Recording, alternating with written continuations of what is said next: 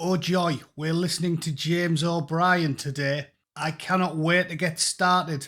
You know, this bloke used to make me laugh. I always used to laugh at James O'Brien. I thought he was so ridiculous. He must have been like a Tory plant. I thought he was like Jacob Rees-Mogg's nephew. And he was, saying these things as some sort of brilliant satire, like Brass Eye. Because it wasn't just the things he said, it was even the way he is, the way he looks, the way he acts.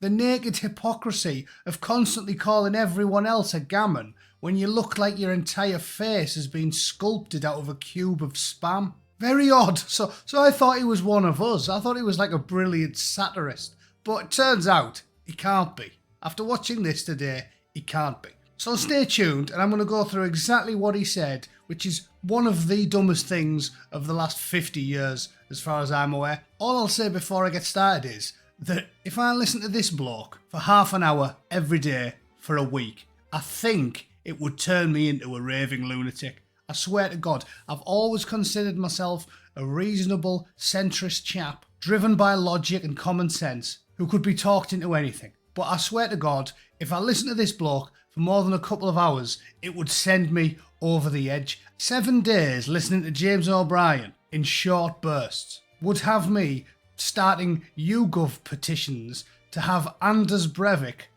knighted under the New Year's honours list. I would have him renamed Lord Anders, first of his name, King of all the men and the women, ruler of the fishes and the birds, holiest of holies. I'd write to the Pope about it.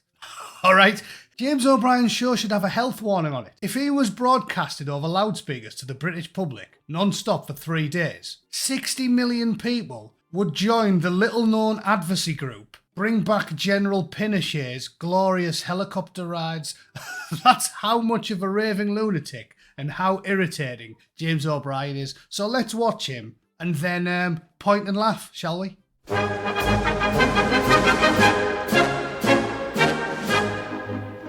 This post was put on X yesterday by LBC, quoting Bacon Face O'Brien, saying Bezos owns the platform where the killer bought his knife, and Musk failed to remove a violent terrorist video, what he watched by the killer. How the hell can the British government rein in the power? The power. Because they're obsessed with power. Yeah.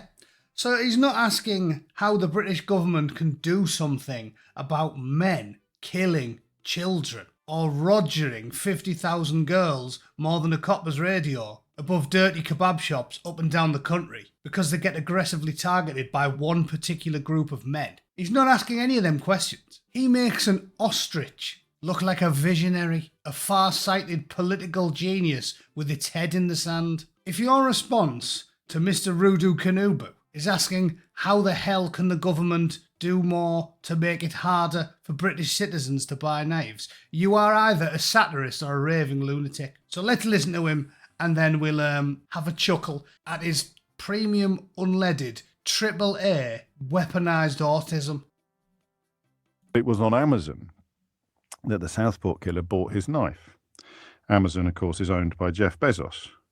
Jeff Bezos was sitting in the row behind Donald Trump at the latter's inauguration. The man who owns the platform that still hosts and holds the footage that the Southport killer looked before he set off to that Taylor Swift dance class. He was not just sitting in the row directly behind Donald Trump. He is the guy that got on stage and did the salutes. So I am not given to hyperbole, but the aligning of these planets is at the very least notable. But what the hell can a British government do to rein them in? Because that is the fight that they've picked. As I said, it's like he's doing it on purpose. 100%. For someone like James O'Brien to say, I am not given to hyperbole, that is the bait. That's there to drive you wild. James O'Brien saying he's not given to hyperbole. It's like Carol Vorderman telling you she's not into plastic surgery. Sorry, telling you, I'm not into plastic surgery. through her hideous visage that looks like it was sculpted from a candle. If she sits too close to the fire, she's going to melt, but she's not given to plastic surgery. So he's a raving lunatic. I can't believe that he believes any of it. I think he does, like I keep telling you. Genuinely just want to drive people wild, because he thinks it drives clicks and engagement and gets people to hate watch LBC. And maybe it's working, because I'm doing it now. So as I said, he's probably a distant relative of Jacob Rees-Mogg, votes Conservative, and doesn't believe any of it, and it's working. So well done, James. You've done me, son. You've got me watching. Now, to the point itself, obviously I have to cover it. He hasn't really made one, but I mean, we've got to get something out of this video, haven't we? Curtailing the freedom of the general public, making them jump through more and more and more hoops, simply in order to accomplish very mundane tasks in which the government should have no say at all, such as having video. You have to upload a video to buy a knife on Amazon. It drives me wild. I'm impatient anyway. I hate it when I'm trying to do things on the internet nowadays and everything wants double or triple or quadruple click verification.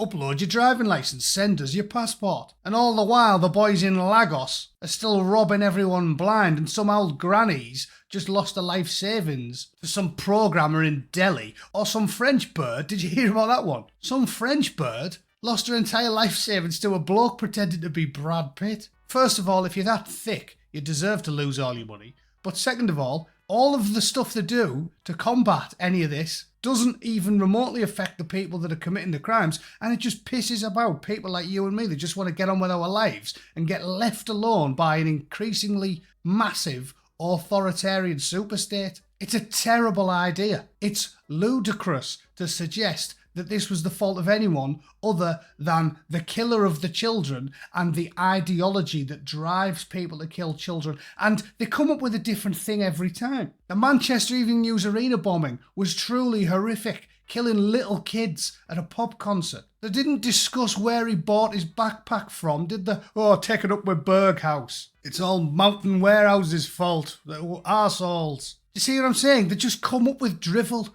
to try and distract you from what's really going on. 7/7. How long ago was that now?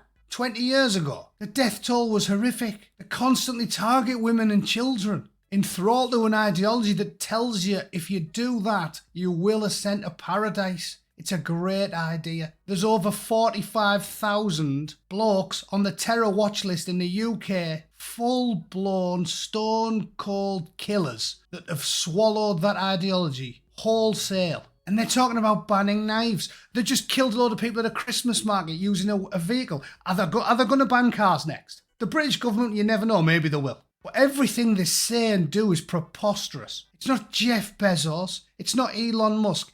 It's Salman Abedi, Rudu Kanubu, every spelling of the pot-bellied epileptic desert midget you can think of who carried out the Borough Market or the London Bridge attacks. Even the French, who we rightfully laugh at for being a nation of lecherous, foul-smelling, garlic-munching, cheese-eating surrender monkeys, even the French didn't say after the Bataclan massacre, "Oh, you know what the real problem is? Concerts." Yeah, got a ban. You can't have rock concerts. If you're going to gather people together like that, they're an easy target. So what we do is ban electric guitars and drum kits and make everyone just, sit in the house all day. Brilliant. Even if authoritarian measures like this worked, and they definitely don't, the game is not worth the candle. If you change your life to the point where you're living in fear and making people's general standard of living terrible because they have to bugger about all day, every day, worrying about security, the terrorists have already won. So every single aspect